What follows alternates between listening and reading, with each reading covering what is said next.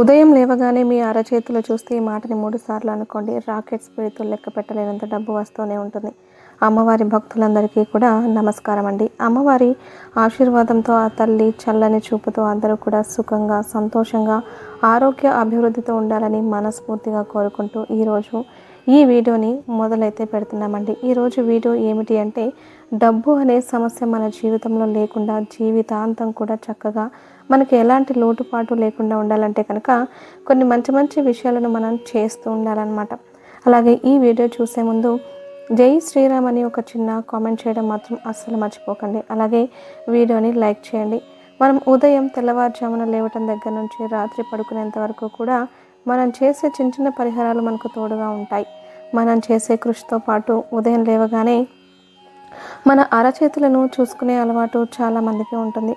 ఇక అరచేతిని చూసుకుంటూ మనం చేసుకోవాల్సిన ఒక మంత్రం అనేది ఉంది. అది పదం అని కూడా చెప్పవచ్చు, మాట అని కూడా చెప్పవచ్చు. నిజంగా ఇలా కనుక మనం చేసినట్లయితే 3 సార్లు 3 రోజుల పాటు ఈ మంత్రాన్ని మనం చెప్పుకుంటే డబ్బుకి ఎలాంటి లోటు లేకుండా ఉంటుంది. అంటే డబ్బు 4 వైపుల నుంచి దూసుకు వస్తుంది. చాలామందికి లేదా కొంతమందికి రోజువారీ సంపాదన అవ్వచ్చు, లేదంటే నెలవారీ సంపాదన అవ్వచ్చు, ఏదైనా కానివ్వండి, ఈ మంత్రాన్ని రోజుకి 3 సార్లు చెప్పుకుంటే చాలు. అంటే మీ అరచేతిలో చూసుకుంటూ 3 సార్లు చెప్పుకుంటే ఆ డబ్బులు అనేవి రెట్టింపు అవుతాయి. మీ ఆదాయంలో ఎదుగుదల అనేది స్పష్టంగా కనిపిస్తుందన్నమాట. పొద్దున్నే లేవగానే మన అరచేతులని చూస్తూ ఇలా ఇప్పుడు మనం అనబోయే మంత్రాన్ని అనుకుంటే చాలా చాలా మంచి ఫలితాలు అయితే మీరు చూస్తారు. ఇప్పటికే ఈ పరిహారం ఎంతోమందికి చాలా మంచి మంచి ప్రయోజనాలను అయితే ఇస్తోంది. చాలామందికి జరిగినవి కూడా ఉన్నాయి. ఇక ఆ మంత్రం ఏంటంటే, ఆ మంత్రం ఎలా అనుకోవాలి, ఎప్పుడు అనుకోవాలి అనే విషయాన్ని ఇప్పుడు మనం తెలుసుకుందాం. సాధారణంగా చాలామంది కూడా పొద్దున్నే లేస్తూ ఉంటారు. ఇంకా కొంతమంది అయితే బ్రహ్మ ముహూర్తంలో లేస్తూ ఉంటారు. కానీ అందరూ కూడా బ్రహ్మ ముహూర్తంలో లేవరు కదా. కానీ ఆ సమయంలో లేచి ఏదైనా సరే మంచి పనులు మొదలు పెడితే అది తప్పకుండా విజయం సాధిస్తారు. ఈ సమయంలో అంటే బ్రహ్మ ముహూర్తంలో లేవడానికి అందరికీ కూడా వీలు కాదు. కొందరు లేవలేరు కూడా. అలాంటి వారు ఏంటంటే ఏదైనా మంచి పని చేసేటప్పుడు, లేకపోతే ఏదైనా ఒక కొత్తగా ఏదైనా శుభకార్యం మొదలు పెట్టేటప్పుడు కానీ, లేదా ఒక మంచి కార్యం మొదలు పెట్టేటప్పుడు కానీ బ్రహ్మ ముహూర్త సమయంలో లేచి ఆ రోజు కనుక ప్రారంభిస్తే తప్పకుండా మంచి ఫలితాన్ని అయితే మీరే చూస్తారు.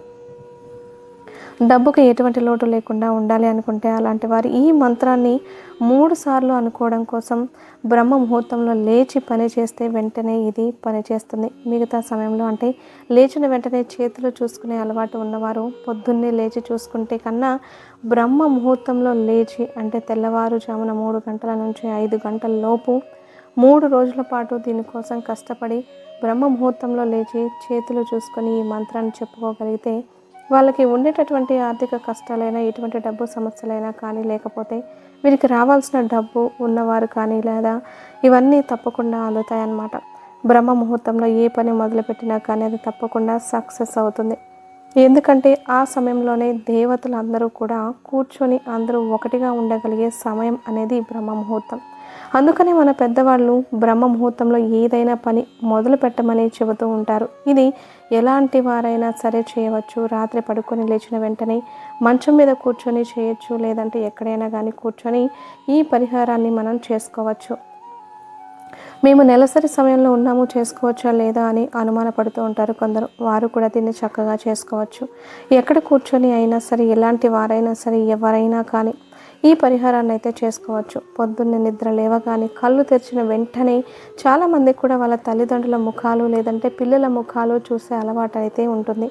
అలాంటి అలవాటు ఉన్నవారు పొద్దున్నే లేచిన వెంటనే 2 అరచేతులను కూడా రుద్దుకుంటూ చక్కగా మన కళ్ళకు అద్దుకోవాలి. ఎందుకంటే మన పెద్దవాళ్ళు చెబుతూ ఉంటారు, మన చేతుల్లో పై భాగాన లక్ష్మీదేవి, మధ్యలో సరస్వతీదేవి, క్రింద పార్వతీదేవి ఉంటారని, ఈ ముగ్గురు కూడా మన అరచేతుల్లోనే ఉంటారని మన పెద్దలు చెబుతూ ఉంటారు.